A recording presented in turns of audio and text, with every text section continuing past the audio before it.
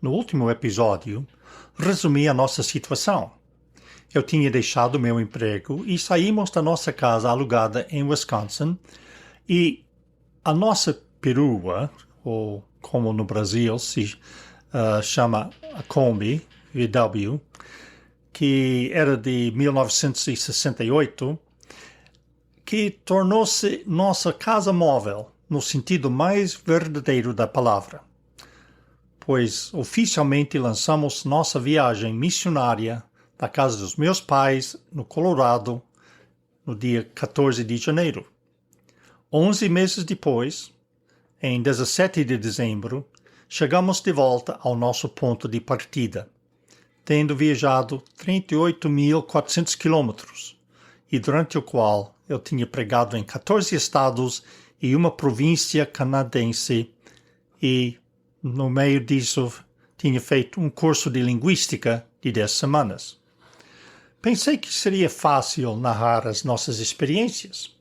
Eu escrevi diários muito detalhados nos primeiros anos, entre 1971 até 1981, pelo menos. Então, não há problema com sequências de eventos ou falta de material que serve de fonte de informação. Mas já se passaram quase 8 meses desde o meu último post neste podcast. Qual é o problema? Por um lado, ler um diário escrito há mais de 50 anos é um trabalho árduo. Em quase todas as páginas encontro referências a eventos e pessoas de que me tinha esquecido completamente, ou outras de que me lembro e preferiria esquecer.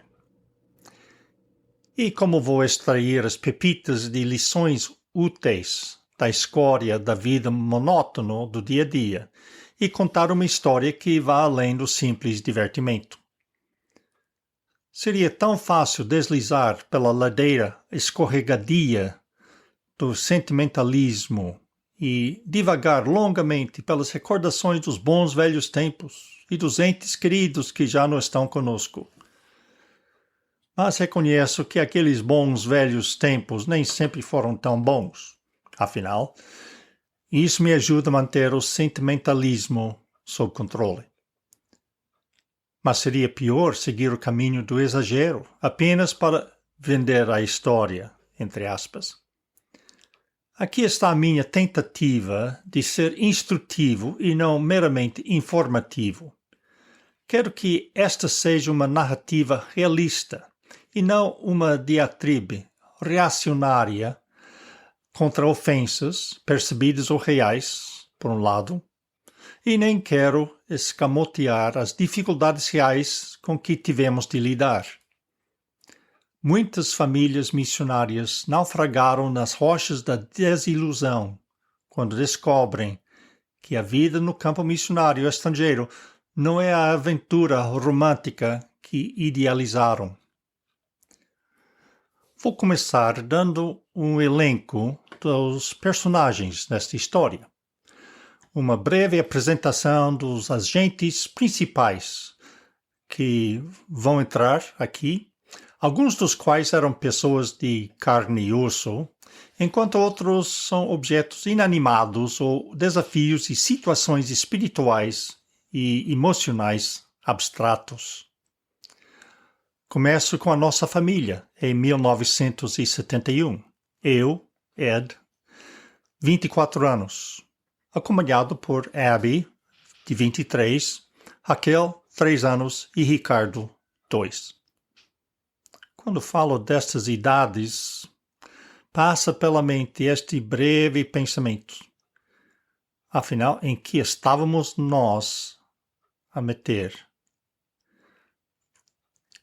Depois, há aquele Kombi VW de 68. Era o 5º membro da nossa família. Amarelo, idade 3 anos e meio, e mais de 118 mil quilômetros no final do ano. Eu vejo que a Volkswagen está planeando reviver a Kombi, um modelo elétrico, eu acho, E se a única consideração fosse sentimentalismo, eu seria o primeiro na fila para comprar um. Não se preocupe, não vai acontecer.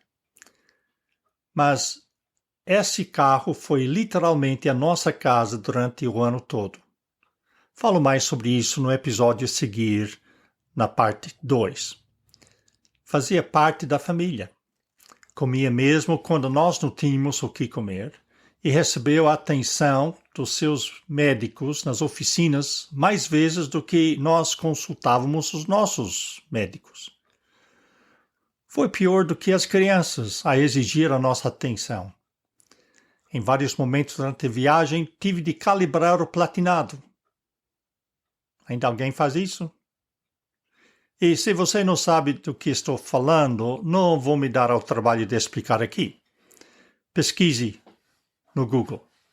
Basta saber que, se o platinado estivesse desgastado ou mal ajustado, o motor não funcionaria bem, ou nem funcionava de nada, de todo. Uma vez eu fui obrigado a parar ao lado da estrada e reajustar o platinado apenas para que pudéssemos atravessar as montanhas em Washington no caminho para Tacoma. Em julho, houve um vazamento de óleo e o motor teve de ser desmontado 2 vezes em um mês. Depois havia amortecedores e mais tarde sapatos de freio que tiveram de ser substituídos, sem mencionar furos e pneus gastos. Quando voltamos para o Colorado, em dezembro, a transmissão não ficava na 4ª marcha e precisava de ser desmontada e consertada. Para o trabalho da retificação do motor e a reparação da transmissão, havia irmãos nas igrejas que ofereciam fazer o trabalho. Nós só tivemos de arranjar as peças. Assim, não só tivemos de lidar com as crises de febre e infecção de Raquel e Ricardo algumas vezes, ou havia também a necessidade urgente de Abby de ver o dentista. Era a saúde da Kombi que era uma preocupação constante e uma pressão sobre as nossas finanças. Família. O que a gente aguenta com eles. Depois havia o piano de Abby. E embora o seu piano só apareça brevemente nesta parte da nossa história, ao longo dos anos, teve um papel fundamental, preenchido por pianos diferentes. E há muito a dizer sobre o piano ao longo destes 45 anos. Depois houve pessoas como o irmão Gene Garner, pastor da Landmark Missionary Baptist Church de Rockford, Illinois. Esta era a igreja onde éramos membros. Não éramos afiliados a nenhuma junta de missão ou agência missionária, e quando vimos a chamada de Deus para ir para o Brasil, pedimos à igreja que nos enviassem, seguindo o exemplo de Paulo e Barnabé, quando foram enviados em sua primeira viagem missionária pela igreja em Antioquia, em Atos 13. A igreja e o pastor nos ajudaram com a papelada para nossos vistos através do consulado brasileiro em Chicago. Mas era uma igreja pequena. E o apoio financeiro também o foi. Segundo os meus dados, menos de $100 no ano de 1971. Falo mais sobre a nossa situação financeira em parte 3. O pastor Garner e a igreja em Rockford aparecem nesta história principalmente nos anos 71, 72 e nos primeiros anos no Brasil. Houve missionários veteranos, o irmão Steve Montgomery, cujo funeral assistimos no verão de 2022, e falei disso no episódio 3, Pensamentos sobre a Passagem de uma Geração. Houve também o irmão Don Ross. Nós conhecemos estes dois quando eles passaram por nossa igreja no Colorado, quando eu era adolescente. E eles foram os instrumentos que Deus usou para pôr o campo missionário do Brasil em nossos corações. Quando chegamos ao campo, Estes homens e as suas famílias já lá estavam há quase 20 anos. O irmão Ross trabalhava nos subúrbios de São Paulo e fez o possível para me convencer a trabalhar com ele em uma escola de formação de pregadores.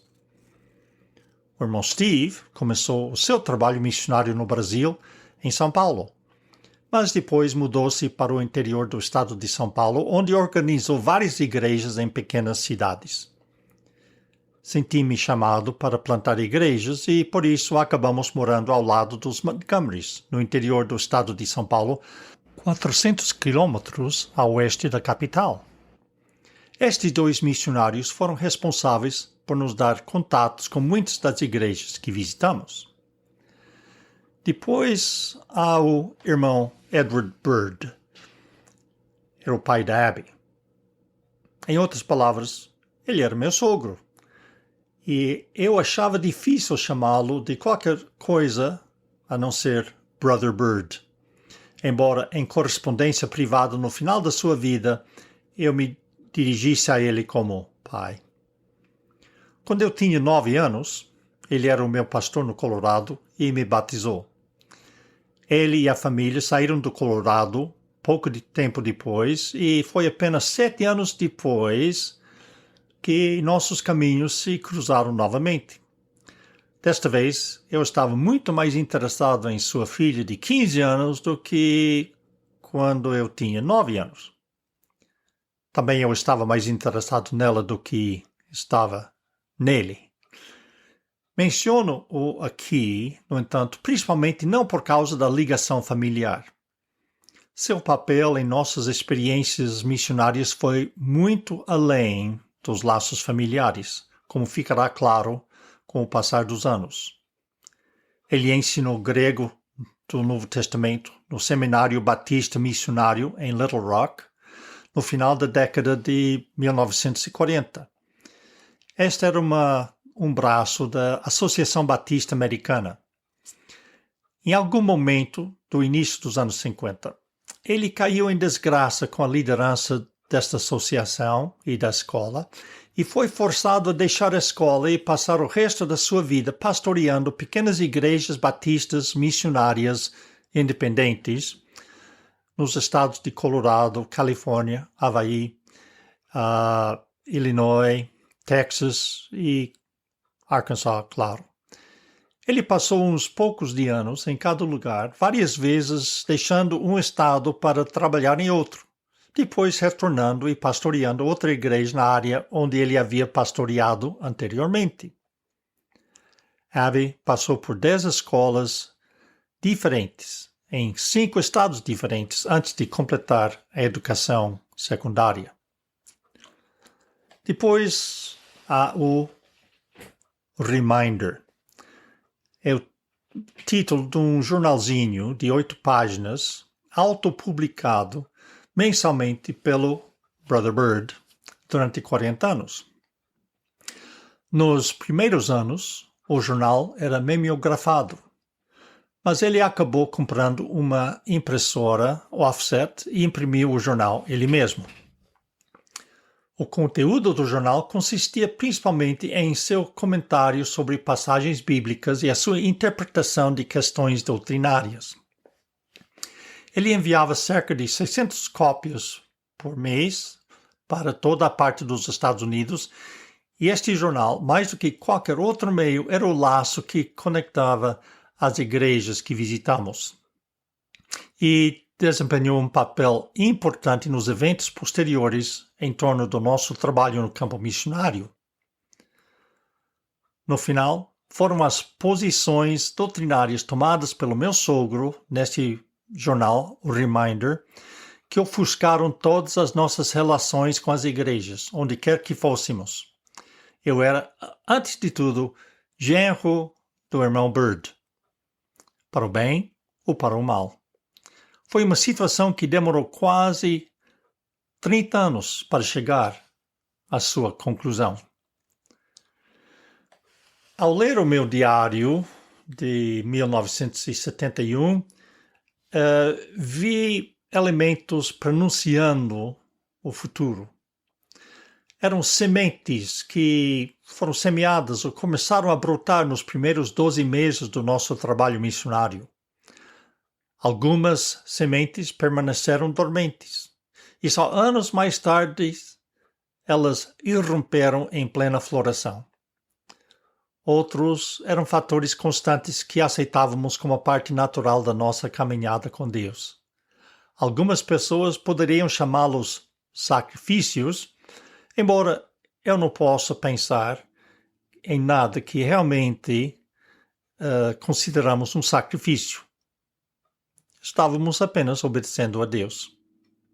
Mas vejo 3 áreas principais em que os acontecimentos pronunciavam o que o futuro nos reservaria. A primeira área era o lar e as relações familiares. Depois, questões financeiras. E, no terceiro lugar, questões doutrinárias. Cada um destes assuntos é explicado mais detalhadamente nos próximos 3 episódios.